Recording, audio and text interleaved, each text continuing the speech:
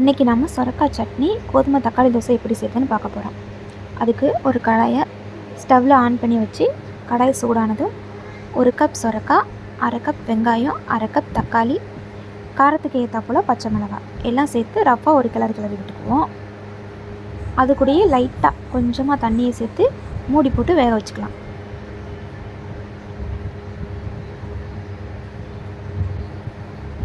தேவையான அளவு உப்பு சேர்த்துக்கோங்க.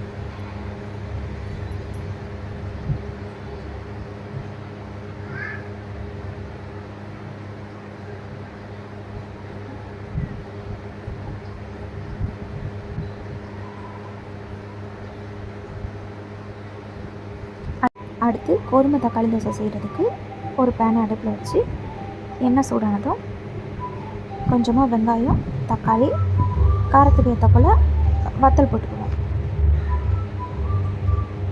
இதுலேயே உப்பு சேர்த்து நல்லா கிளறி விட்டு மூடி வச்சுக்கோங்க. இதுவும் மூடி வேகட்டும்.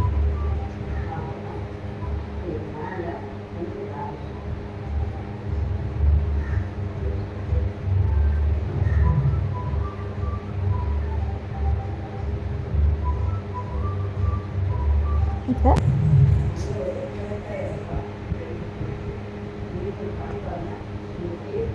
அப்பப்போ அடி பிடிச்சிடாமல் கிளறி மட்டும் விட்டுக்கோங்க. இப்போ ரெண்டுமே வேகுது, ரெண்டையுமே அப்பப்போ கிளறி விட்டுக்கோங்க.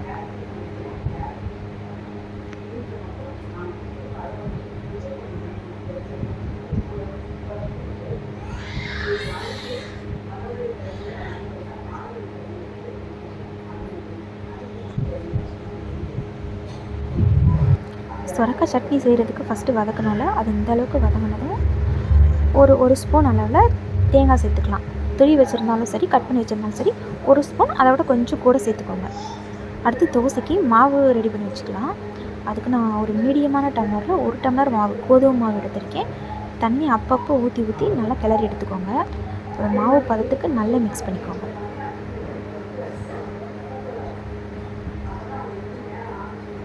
கட்டி இல்லாமல் நல்லா மிக்ஸ் பண்ணிக்கோங்க.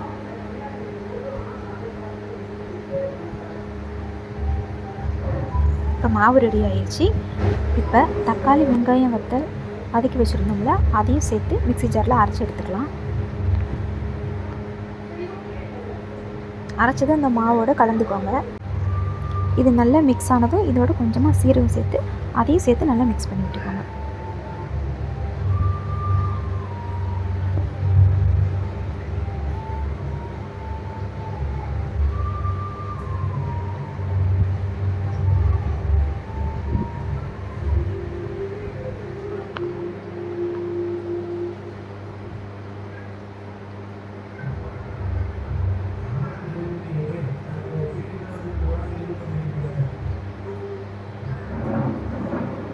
இப்போ மாவு ரெடி.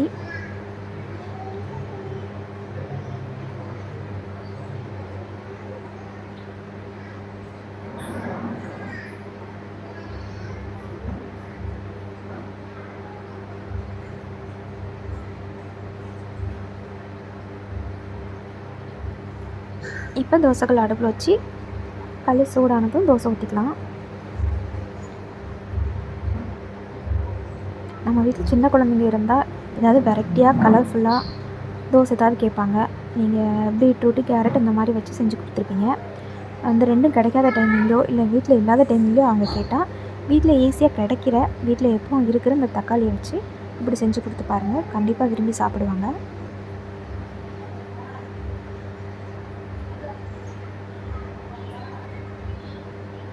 தக்காளி கோதுமை தோசை ரெடி ஆச்சு. அப்படியே சட்னிக்கு அரைச்சி எடுத்துக்கலாம்.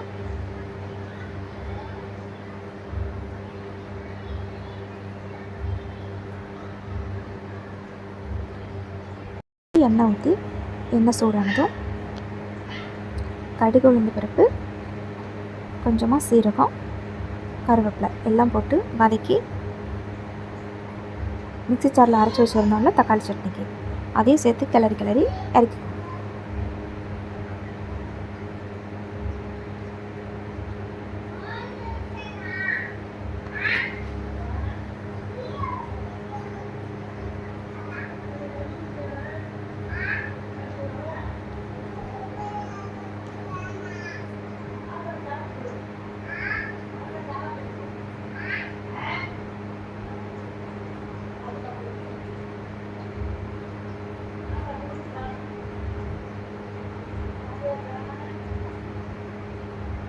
இப்போ சட்னி ரெடி ஆயிடுச்சு. சுரக்காய் சட்னி, கோதுமை தக்காளி தோசை. இப்போ ரெண்டுமே ரெடி ஆயிடுச்சு. இதை நீங்கள் சாதத்துக்கும் மிக்ஸ் பண்ணி சாப்பிட்டுக்கலாம். சூப்பராக இருக்கும்.